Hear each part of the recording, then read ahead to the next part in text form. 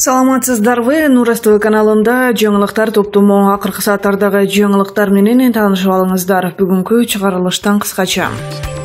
Атамбаев экинчи жолу суракка барган жок. Акылдуу, билимдүү туугандардын доору качан бүтөт? Музейдеги баалуу эки сүрөт жасалма экендиги аныкталды. Алдыда ушул жана башка жаңылыктар туурасында кененирээк маалымат биздин каналга подписация болуп, видеого лайк басып, жаңылыктар менен өз убагында кабардар болуп туруңуздар.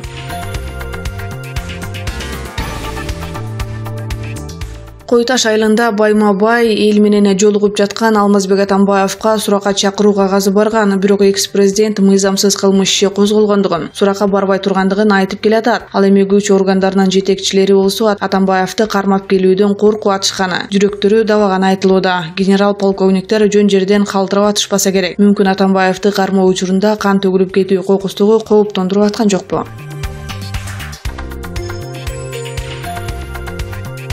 Бишкектеги Гапар-Айтиев атындагы Кыргыз улуттук көркөм сүрөт музейиндеги баалуу эки сүрөттүн жасалма экендиги аныкталды. Бул тууралуу музейде жоголгон сүрөттөрдүн жана мурдагы директор Юристанбек Шыгаевдин тегерегинде түзүлгөн эксперттик комиссия музейдин фондунда турган 250 сүрөттү текшерип чыккандан кийин белгилүү болгон.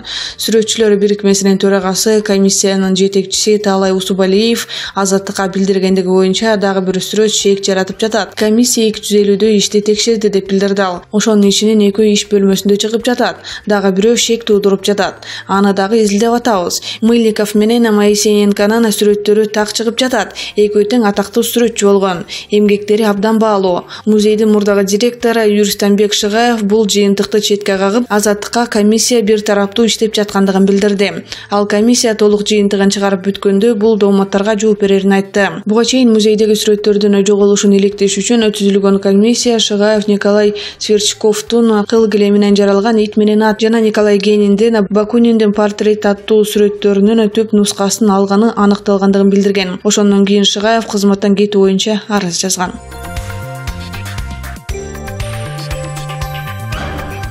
Маалым болгондой, быйыл Бишкек мэриясы 8 апрелде электронное билетирование деп аталган тендердин экинчи этабын өткөргөн.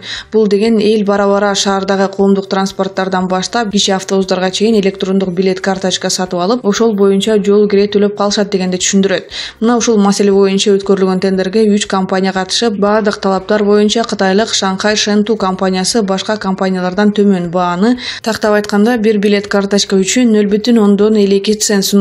Ошондой эле кепилдик катары $150,000 мэриянын Бишкек жүргүнчүлөрдү ташуу боюнча автотранспорт ишканасынын эсебине алдын ала которуп берген. Бирок мэрия болбогон шылтоолор менен аталган компанияны четке сүрүп, 0,70 цент сураган швейцариялык BRS Banking Technologies деп аталган компанияны жеңүүчү кылып койгон эле. Анын үстүнө швейцариялык компания мэрияга кепилдик катары алдын ала акча которгон эмес. Тендерге катышкан 3-чү компания Орусиялык Золотой Корона. Ал эми билет карточка үчүн 0,88 сом сунуштаган. Мэрия кийин нараачылык чыкпасын деген ниетте өздөрүнүн сайтында 0,170 сом көрсөтүлгөн бааны оңдоп түзөп, 0,47 цент деп оңдоп жазып коюшкан. Бирок тендерде өткөрүлгөн убакыттагы биринчи протоколдо 0,70 болуп жазылып калганын кайда катышат? Бул чуулгандуу тендерди мэрияга караштуу жүргүнчүлөрдү ташуу боюнча автотранспорт ишкананын жетекчиси Нурдан Койчубаевдин шефи Сурахматовдун көрсөтмөсү менен өткөрүп, болушунча чалмакейде чалгандыгы ачыкка чыгып калды.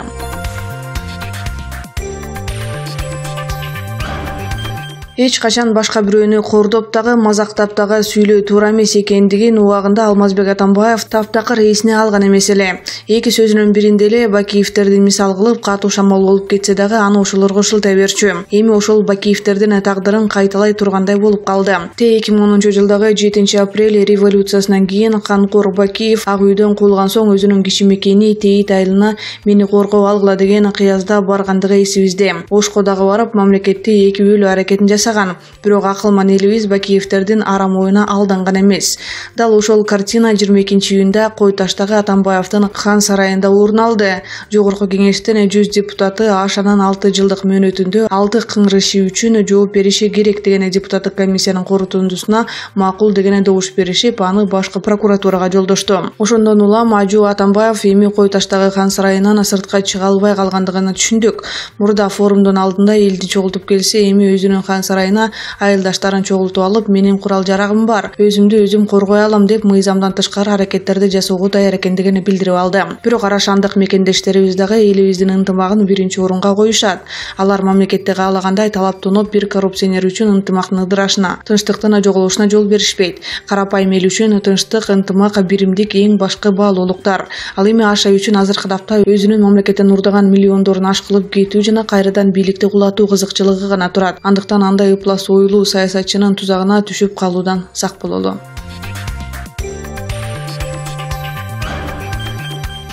Крим төбөл Азиз Батукаевди өлкөдөн чыгарып жиберишкен чиновниктер тегиз түрдө жазаланбай, алаланып атканы коомчулукта кызуу кеп болууда. Мисалы, агездеги күч органдарын тейлеген вице-премьер-министр Шамил Атаханов, саламаттыкты сактоо министри Динара Сагынбаева сыяктуу мурдагы чоңдор аз убакытка камалышып, эркиндикке чыгып кетишкен. Жамктын экс-башчысы Зарылбек Рысалиев курортто жаткандыгы кабарланды.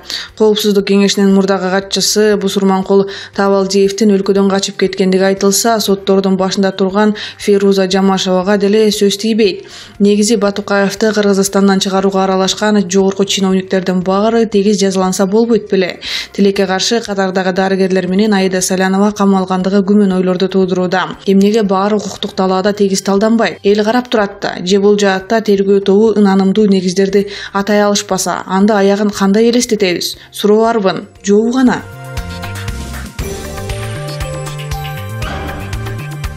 Менин туугандарым акылдуу болсо эмне кылайын деп мурдагы президент Курманбек Бакиев өз жакындарынын кызматта олтургандыгы боюнча комментарий берип жатып айткан экен. Бирок андан бери бийлик алмашса дагы акылдуу туугандар дагы деле жогорку кызматтарда тургандыгы ачык эле сөз. Президенттин кудасы депутат Алиарбек Абжалиевдин Бишкек шаардык кеңешиндеги депутат уулу Тимирлан Токойбеков 7-июлда Чолпон Ата шаарындагы жол кырсыгына катышкан. Кырсык 4 адамдын өмүрүн алды. 25 жаштагы депутат Садыкка 2009-жылы гана чыккан BMW XG тунаасында болгон. Бул окуядан кийин саясаттагы туугандык маселеси кайра көтөрүлдү. Кактус медиа сайтынын маалыматында мамлекет башчы Сооронбай Жээнбековдун саясатта жүргөнү туугандары аталган. Буга чейин айтылып келген бир туугандары жана кудасынан башка жаңы ысымдарды дагы окууга болот. Президенттин бир тууган агасы раматлык Кантөрө Токтомаматов депутат Айнура Усмоновнун кудасы экендиги да айтылган. Бирок эл өкүлү ортодогу катыш башкача экендигин түшүндүрүп берди. Сооронбай Шарипович менен эмес, Кантөрө Шарипович менен менин атам куда. Агам Токтомаматовдун кызына үйлөнгөн. Ага 25 жылдан ашты. Азыр неберелери бар. Мен шаардык кеңештин 3-чү чакырылышындагы депутат болуп, кийин жогорку кеңешке келдим. Ал эми буга чейин премьер-министрдин бажасынын баласы Эрназар Иманкадыр уулу КТ Мобайлда жетекчисинин орун басары болуп турганы кыйла талкуу жаратып, аягында кызматтан кеткен. Ал эми президенттин агасы Кыргызстандын Украинадагы элчиси Жусупбек Шариповдун күйөө баласы Адыл Каниметов Каракол шаарына мэр болуп шайланды. 42 жаштагы жетекчи жогорку кеңештин бир канча жолку депутаты Жанкороз Каниметовдун уулу.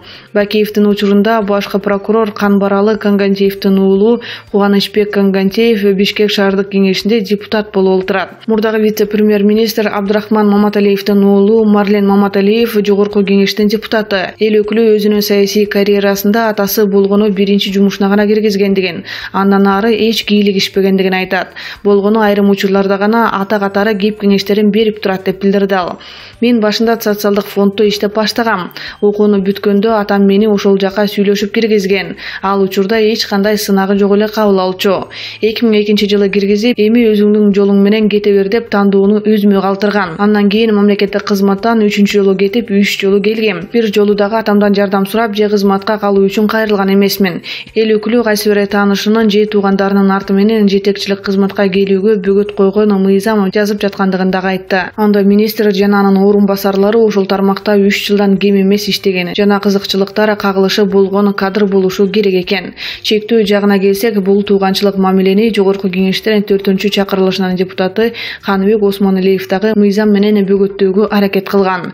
4-чү чакырылыштан бир канча депутаттары, бир туугандар, ата бала жана жакын туугандары мамлекеттеги жумушка алууну колдонууну чектөө боюнча мыйзам долбоорун сунуштаганбыз, бирок ал өтпөй калган. Биз бул көрүнүштөн мыйзам чегинде же катуу чара көрүп кутулмайынча эч убакта биздин мамлекеттик кызматкерлерди өтө зарыл болгон деңгээлде кабыл алууга кайта албайбыз. Ал эми кудаларга кайтсак, Ош шаарынын мурдагы мэрі Мелис Мырзахматов менен жогорку кеңештин депутаты Искендер Гаепкулов, мурдагы премьер-министр Жантөрө Сатыбалдиев менен байланыш агенттигинин мурдагы башчысы Байыш Нурматовдун кудалык мамилеси Спутник сайты жазып чыккан. Андагы тизмеде мурдагы баш прокурор Азимбек Бекназаров менен депутат Мыктыбек Абдылдаевдин биринчи вице-премьер-министр Кубатбек Боронов менен 4-чү чакырылыштагы депутат Замирбек Алымбековдун кудалыгы дагы жазылган. Саясатчылар бири-бири менен мамиледе болгусу келеби же балдарынын сүйүүсүндөгү дал келүүчүлүкпү? Аны айтуу кыйын. Бирок саясатталдоочу Эмиль Жураевдин оюнда буга каршы ар кандай ыкмалар колдонулгандыгы менен жыйынтык болбой келүүдө. Кыргызстандын чоң саясатында 100-200 киши айланып жүрөт. Алардын арасында ар кандай байланыштар, достук, кудалык мамилелер өөрчүп кеткен.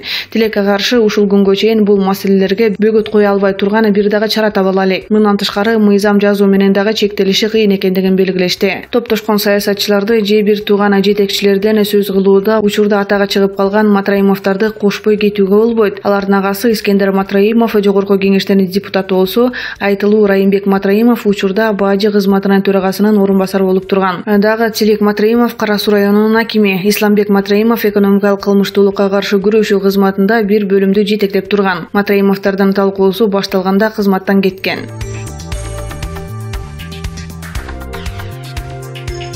Мурдагы президент Алмазбек Атамбаев экинчи жолу Ички иштер министрлигинин тергөө кызматына суракка барган жок.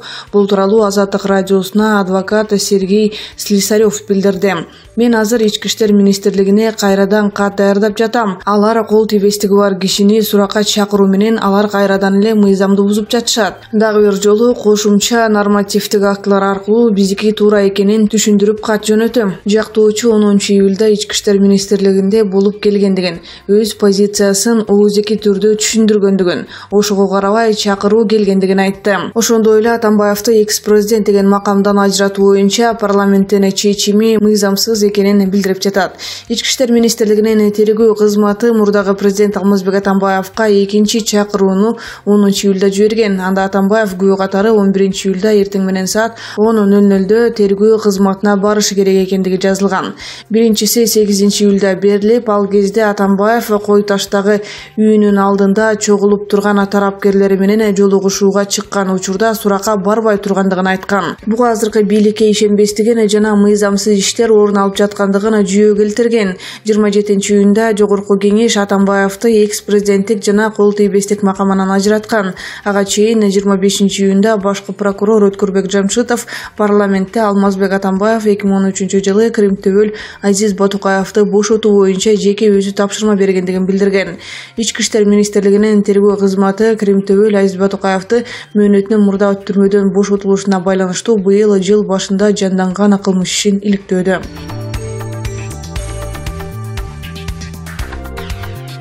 Президент Сооронбай Жээнбеков Швейцарияда болгон сапарын алкагында ири бизнес өкүлдөрү менен жолугуп бир нече документке кол койду. Бул туурасында мамлекет башчынын маалымат кызматы кабарлады. Жолугушуулар кечээ 10-июлда Жээнбековдун Европа өлкөлөрүнө жасаган расмий сапарын алкагында Берн шаарында өткөн. Президент Кыргызстан Швейцариянын рыногуна экологиялык таза жана сапаттуу айыл чарба продукцияларын, кийим-кечилерди жана бут кийимин, ошондой эле азем буюмдарын экспорттоого даяр экендигин билдирген. Ал эми Швейцариянын ишкерлери ар кандай инвестициялык долбоорлорду жүзүгө ашыруу боюнча кызматташууга даяр экендигин билдиришти. Алар санариптештирүү, сертификациялоо, финансы, энергетика, туризм, мунайды кайра иштетүү, сүт азыктарын өндүрүү чөйрөлөрүндө өз ара аракеттешүү мүмкүнчүлүктөрү тууралуу айтышкан. Мамлекет башчысы менен жолугушууда бир катар ири компаниялардын, ошондой эле Швейцариянын Бириккен Соода палатасынын, Швейцариянын экономикалык иштер боюнча мамлекеттик катчылыгынын жетекчилери, өкүлдөрү жана башкалар катышты. Кол коюлган документтер Кыргыз Республикасынын инвестицияларды илгерилетүү жана коргоо агенттиги менен Швейцариянын Бириккен Соода палатасынын ортосундагы өз ара кызматташтык тууралуу документ. Кыргыз Республикасынын Маданият, маалымат жана туризм департаменти менен Швейцарланд туризм улуттук маркетинг уюмунун ортосундагы өз ара түшүнүшүү жана туризм чөйрөсүндө кызматташтык тууралуу документке Кыргыз Республикасынын Саламаттыкты сактоо министрлиги Мирсаид Мирахимов атындагы улуттук кардиология жана терапия борбору менен Цюрих университети жана Цюрих университеттик госпиталынын ортосундагы респиратордук, ички жана бийик тоолуу медицина жана изилдөө чөйрөлөрүндөгү кызматташтык тууралуу документке кол коюлду.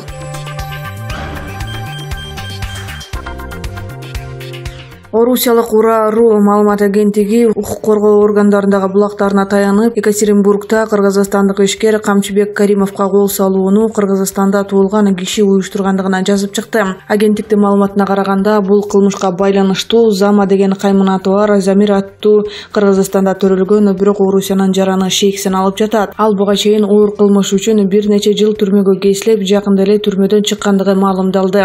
Анан Каримов менен мурунтадан тааныштыгы болгондугу. 2-июлда Таганский ряд базарында ишкердик кылган маркумдун жанында ири суммадагы акча болорун мурдатан билип, аны карактоо максатында кол салуу уюштурганы айтылууда. 5-июлда Кыргызстандын ички иштер министрлигинин Москвадагы өкүлү Райымбек Салимов Каримовго кол салган 2 кишинин аты жөнү аныкталгандыгын, аларды изилдөө иштери жүрүп жаткандыгын Азаттыкка билдирген. Бирок алардын жарандыгы тек жайын айткан эмес. Екатеринбургдагы кыргыз диаспорасынын башчысы ишкер 54 жаштагы Камчыбек Каримовду быйыл 2-июлда үйүнүн жанында белгисиз бирөөлөр атып кетишкен. Анын ичине бутуна ок тийип, тез жардам келгенде каза тапкан.